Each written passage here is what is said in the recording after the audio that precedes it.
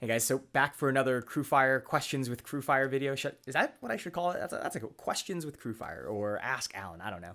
But in this video, again, we're going back to questions from Dan Kesterson. Dan is the founder of youthrunner.com. It's a magazine targeted towards running for youth. And he is interested in ramping up a brand ambassador program. And so he had a series of questions. In this video, I'm going to answer the question, how would you charge for brand ambassador marketing? Dan is considering offering brand ambassador marketing as a service for different clients, and some of them could be advertisers for his magazine, and now he can also sell his ambassador program as another ad product, as an offer to his potential advertisers. And in this video, I'm going to talk about some ideas I have around how I would package brand ambassador marketing for clients. So I kind of think of it in a few ways. Well, broadly, two things.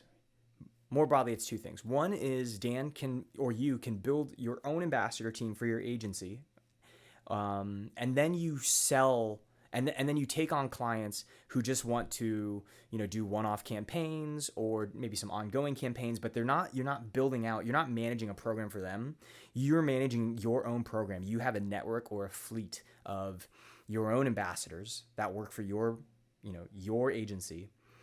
And then brands can come in and pay some amount and give some amount of rewards to your ambassadors, and then pay you some management fee to manage those campaigns for them.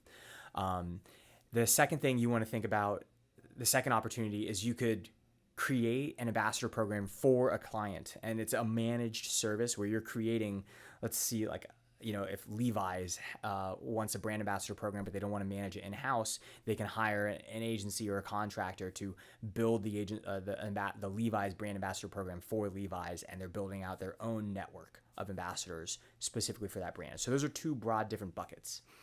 For the purpose of this video, I'm going to focus on the first one. I think doing the managed services on a per brand basis, you probably get higher deals or higher ticket deals there, but it's going to be a lot more work, and it's going to be more specific to each brand, so you're not going to be able to manage as many brands. And I think for Dan's case, I would recommend building his own ambassador team, and then having brands purchase access to that ambassador program. So what I would do after building my team of ambassadors, which I'll get to in the next video actually, is ideally I would look for extended commitments, maybe 1 to 3 month campaigns, but hoping for 3-month campaigns. And I would sell campaigns that would essentially have two cost components to the client.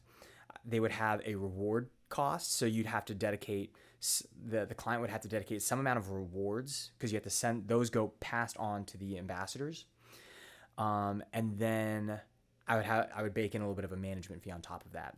And so what I would look for is a 3-month contract with $5,000 to $15,000 a month in products and rewards, and that gets passed on to the ambassadors, and then a $2,000 to $6,000 a month management fee. So I'd get about a 40% management fee on top of that. And so from the client, you're looking at a commitment of $7,000 to around $21,000 a month for a 3-month contract, during which you will promise to mobilize your ambassadors to make X amount of posts. Now, the reason why I frame it this way is because I think about how many of these clients and contracts I would want to have to hit in order to make a meaningful revenue business for me. And then I would work backwards. So I'm basically reverse engineering the financial result that I would need to make this sustainable.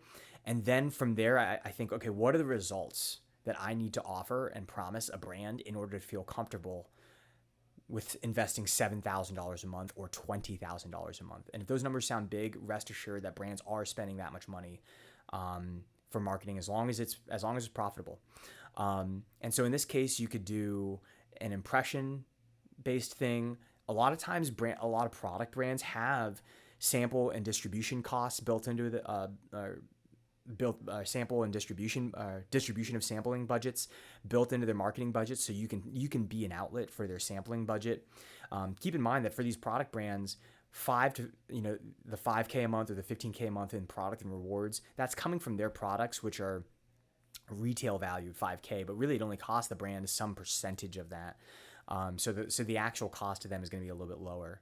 And then, yeah, I would think about potentially even doing referral sales, or like some percentage, like performance-based percentages. So, you could say like we want to target 5 to 15K a month in product and rewards, but that's going to come from driving, 15 to 45K in product sales. And with a platform like CrewFire in place, you can track conversions and referral and affiliate sales from each ambassador, so that you can reward them for driving a sale.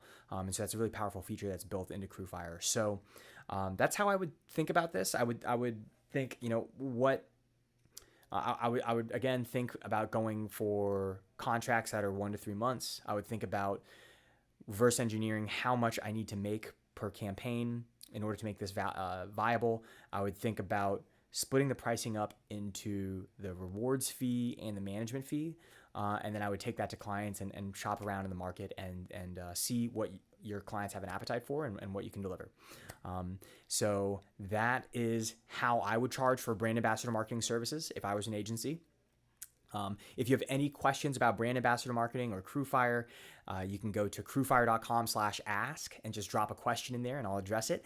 And again, thank you so much for watching, and I'll see you in the next video.